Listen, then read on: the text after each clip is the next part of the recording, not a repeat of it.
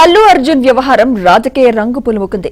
Police వ్యవస్థపై అల్లు అర్జున్ లేనిపోని ఆరోపణలు చేస్తున్నారని కాంగ్రెస్ ఆరోపణలు చేస్తుండగా అల్లు అర్జున్ నివాసంపై దాడి చేసిన వారు కాంగ్రెస్ నేతలని బీజేపీ ఎంపీ డీకే అరుణ మండిపడ్డారు.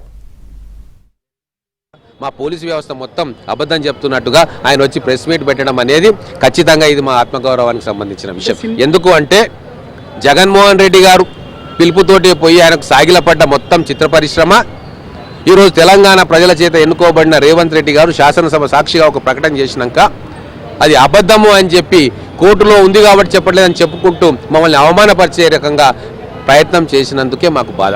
ఈ సమస్య పరిష్కారానికి స్వతహాగా ముందుకు రావాల్సింది అల్లు అర్జున్.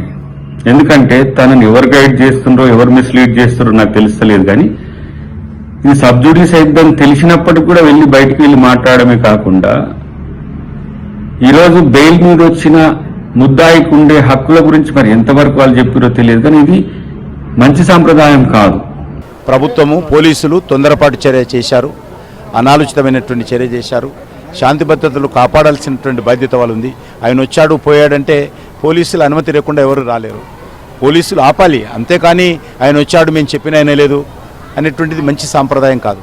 పోలీసుల బాధ్యత. పోలీసులు పూర్తిగా వైఫల్యం చెందారు కాబట్టి ఈరోజు ఈ పరిస్థితి వచ్చింది. అల్లు అర్జున్ ఇంటి మీద దాడి చేయడానికి కాంగ్రెస్ పార్టీ కుట్ర ఉందనేటటువంటి అనుమానాలు పెరుగుతున్నారు. వీళ్ళు నలుగురు పోయి దాడి చేయడానికి కారణం ఎవరు, ఎందుకు పోయిండ్రు, ఎట్లా పోయిండ్రు, ఏ ధైర్యంతో అక్కడ పోయిండ్రు, ఎవరు వెనుక ఉన్నారు, ఇవన్నీ కూడా అనేక అనుమానాలు ఇవాళ బయట వ్యక్తమవుతా ఉన్నాయి. అది ఏదేమైనప్పటికీ అల్లు అర్జున్ గారి ఇంటి మీద దాడిని మాత్రం తీవ్రంగా నేను ఖండిస్తున్నాను. ఎవరికైనా చట్టం ఒకటే, తప్పనిసరిగా చట్టం పని చట్టం చేసుకుని వెళ్ళాలి. ఇప్పుడు సినిమా యాక్టర్ గారికి అయితే బోల్డ్ మంది ఎక్కడెక్కడి నుంచో ఇతర రాష్ట్రాల నుంచి ఇతర ప్లేసుల నుంచి చూడటానికి వెళ్ళి పరామర్శలు చేస్తున్నారు.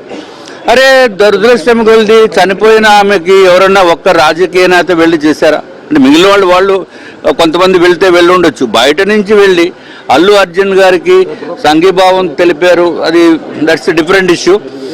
బట్ ఏది ఏమైనా డిఫరెన్స్ ఆఫ్ ఒపీనియన్స్ ఉన్నాయి. బెనిఫిట్స్ వేయద్దని కాదు, బెనిఫిట్ డబ్బులు మాకు రావాలంటున్నాను, సమాజానికి రావాలంటున్నాను. అందుకే ప్రభుత్వాలు పర్మిషన్ ఇవ్వాలంటున్నాను. ప్రభుత్వం ఇస్తున్న పర్మిషన్ ఇది. మీరు మామూలు రెగ్యులర్ సోర్స్ కాదు ఇది.